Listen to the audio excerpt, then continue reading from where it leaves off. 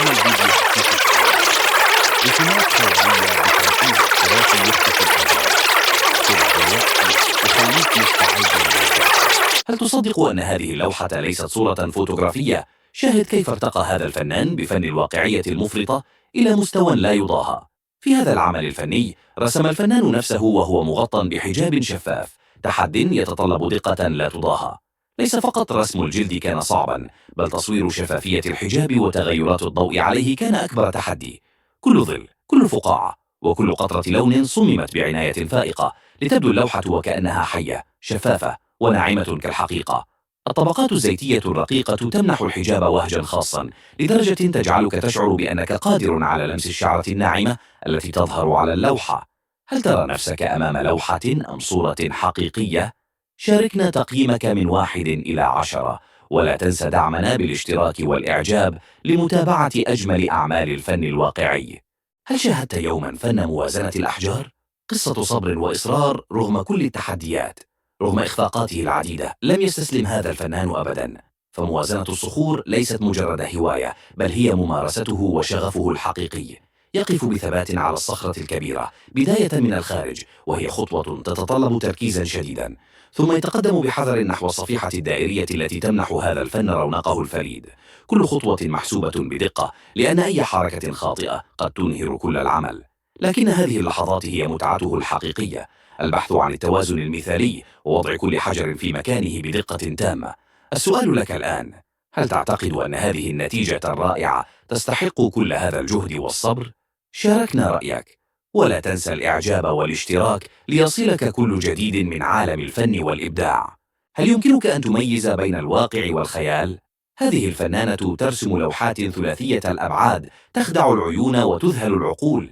في هذا الفيديو ستشاهد فنانة موهوبة ترسم رسومات تبدو وكأنها حقيقية، باستخدام أدوات بسيطة وأسلوب مدهش في الرسم الواقعي ثلاثي الأبعاد. تبدأ برسم تخطيطي بسيط، ثم تحدد الملامح الدقيقة باستخدام قلم التحديد والقلم الرصاص، لتضيف بعدها الظلال واللمعان بطريقة تحاكي الضوء الحقيقي. كل تفصيل صغير، من بريق الزجاج إلى انعكاس الضوء على الألوان، يبدو حيا وكأنك تراه أمامك. النتيجة: لوحة فنية يصعب تصديق أنها مجرد رسم يدوي بالأبيض والأسود. شاهد حتى النهاية، وقل لنا في التعليقات: لو كنت تملك هذه الموهبة، ماذا كنت سترسم؟ ولا تنسى الإعجاب بالفيديو والاشتراك في القناة ليصلك كل جديد من روائع الفن والخداع البصري. كيف ترسم هذه الفنانة فراولة تبدو كأنها تنبض بالحياة على القماش؟ تشاهد هنا طريقة فريدة في الرسم باستخدام الألوان المائية فقط، حيث تبدأ الفنانة بلون أحمر بسيط، ثم تضيف بتفاصيل دقيقة مثل البذور الصغيرة، اللمعان والتظليل، لتظهر الفراولة وكأنها تنبثق من القماش. مع كل ضربة فرشاة تزداد الواقعية والإتقان، مما يميز العمل بين المبتدئ والمحترف. هل تجرؤ على تقييم هذه التحفة الفنية من 1 إلى 10؟ شاركنا رأيك، ولا تنسى الإعجاب والاشتراك لمزيد من دروس الفن والإبداع. كيف يرسم هذا الفنان لوحات تنبض بالحياة وكأنها تتنفس أمام عينيك؟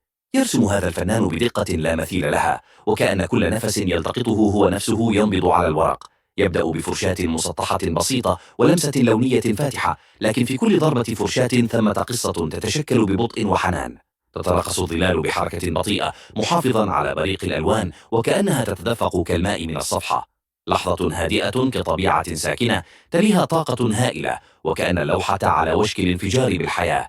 هل شعرت يوما بلوحة تملأك بهذا النضارة والحيوية؟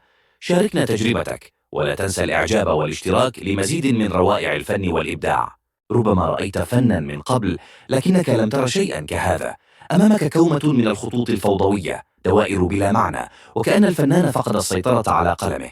لكن انتظر، لا تحكم بعد. ما إن تضع أسطوانة معدنية في منتصف الرسم حتى تنقلب كل الفوضى إلى وجه بشري مفصل بدقة مذهلة. هذه ليست خدعة بصرية بسيطة، بل فن نادر يسمى الوهم اللامورفي. يعتمد على رسم صورة مشوهة لا تفهم إلا عند انعكاسها على سطح منحن، كأن المرآة وحدها من تملك مفتاح الترجمة. كل خط في هذا العمل يتحدث بلغة لا يفهمها إلا الانعكاس، وكأن الفنان يخفي أسراره في العلن. تشويه؟ فوضى؟ لا، هذا هو السحر حين يمر عبر المرآة. والآن انظر جيدا، هل تستطيع التعرف على الوجه الذي ولد من الفوضى؟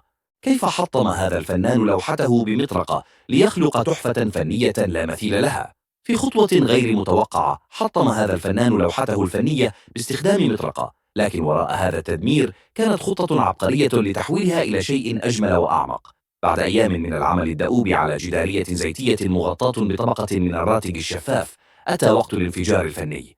تحول الزجاج المكسور إلى تأثير فني بديع مستحيل تحقيقه بطرق الرسم التقليدية.